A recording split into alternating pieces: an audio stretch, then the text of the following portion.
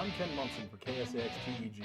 And I'm Aaron Cholich. Thanks for watching another episode. This week we will be reviewing Castlevania Lords of Shadow by Konami. These are dark times. Times without hope.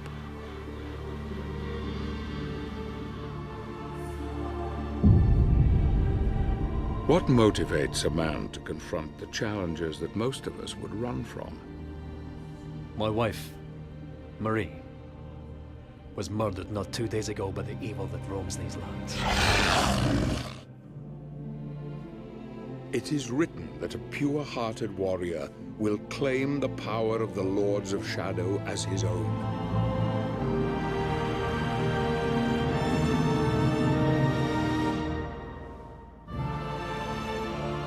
You are a good man, Gabriel. You are as God intended. I loved you then, as I love you now. I have done questionable things.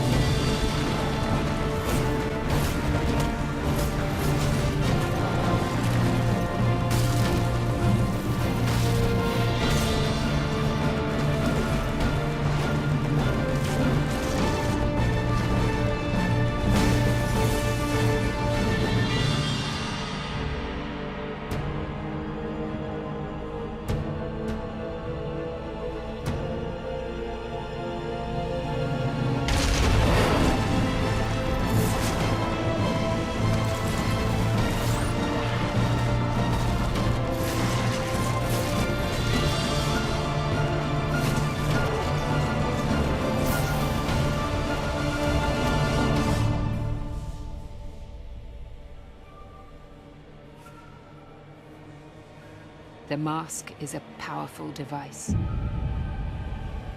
Can it really bring the dead back?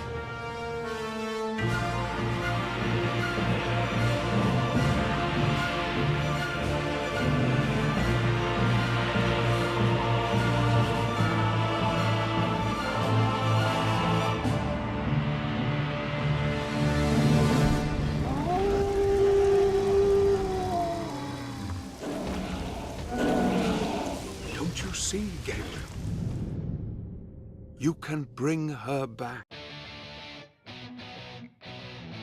I didn't get a chance to play a lot of the game, but I played a pretty good portion of it, and I really enjoyed what I played. What did you think of it?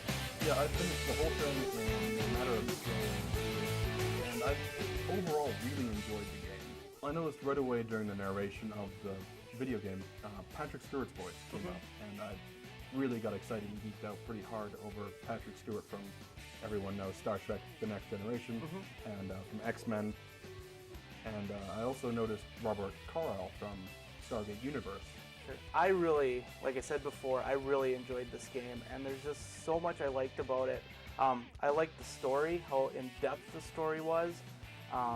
Like I said, I only played up to about the 3rd chapter, but it took me like 6 hours just to get to that point, and there's a lot of cutscenes. The cutscenes are all, they're not all too very long, but there's a lot of them when there need to be. The graphics are amazing in this game. There's a lot of awesome scenery. The graphics are just amazing. It seemed to transfer seamlessly into the actual game itself, and I didn't see any noticeable difference between cutscene graphics and the actual game graphics. What I really liked about it was that you're not going to beat it in 10 hours. It's going to take a long time to go through it, and there's just so much to do.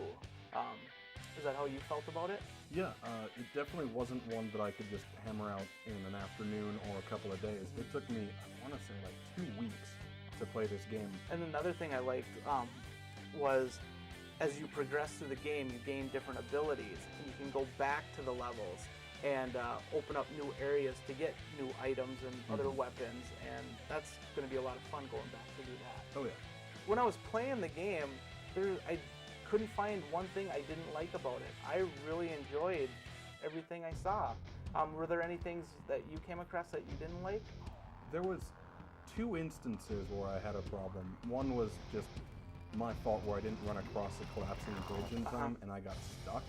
And the second time I was in a fight and I was interacting with a pre-programmed thing, and it got rid of about a quarter of my screen of graphics. I don't know why, and it was the only time that it happened, but they went gray. But I really had trouble sometimes with the controls doing what I wanted to do. Yeah. I'd miss a ledge because of another big problem, the fixed camera. Yep. I just don't like fixed cameras. Now that you mentioned controls, I guess there was kind of one thing that I noticed that I didn't care about was the combo system. Some of them seemed really confusing because the buttons were so similar. Another great thing about this game, I felt, was the replayability.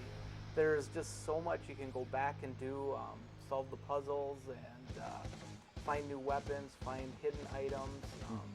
I recommend unlocking the concept artwork. Really, really cool bits of artwork there. Kind of wish they had sold a book about it, so I could just buy it and leave it on my coffee table. It is amazing, the artwork. One of the big story-driving elements in this game are these things you pick up called scrolls, which are kind of what they sound like. It's just extra little one-page snippets that tell you about, say, a puzzle that you might come up against or enemies that you might see. I'm not sure how you feel about scrolls. There were, way too many of them, and it would have been nice to have a voiceover on them. While the game's loading, there's a story, and Patrick Stewart's reading the story, and so that kind of occupies you while the game's loading, but it only takes just a few seconds and the scene's loaded. So. Yeah, and you don't have to wait for the Patrick Stewart to finish reading.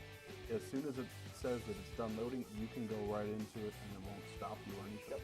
It'll let you go right for the next monster killer. There's so many bosses. Yes. It wasn't like previous games I've played, there's been, just a few bosses, but it seems like every level there's at least 4 or 5 bosses, maybe more. There's the main boss and then lesser bosses. Yep, and it's really fun. It's great.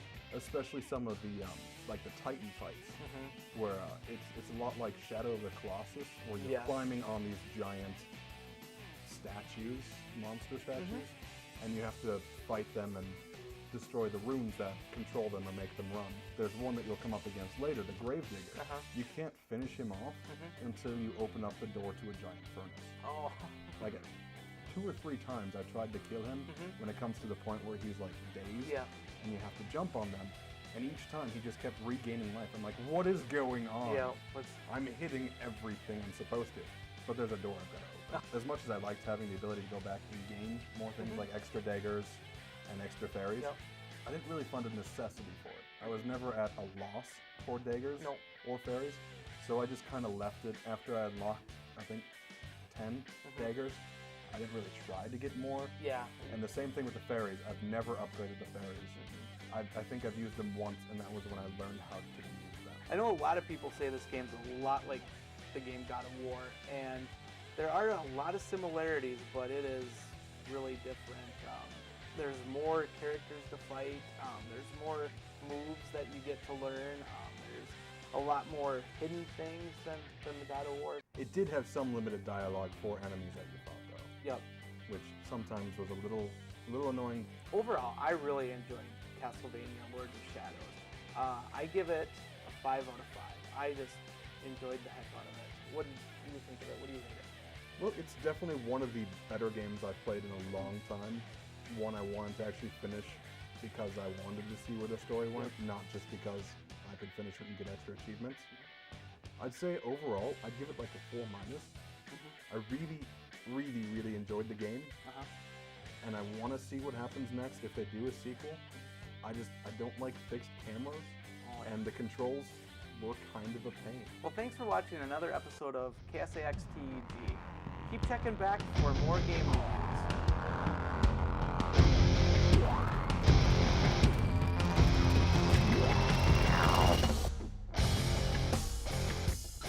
The views of this video are not necessarily the views of Hubbard Broadcasting or its affiliate stations. This game is rated mature.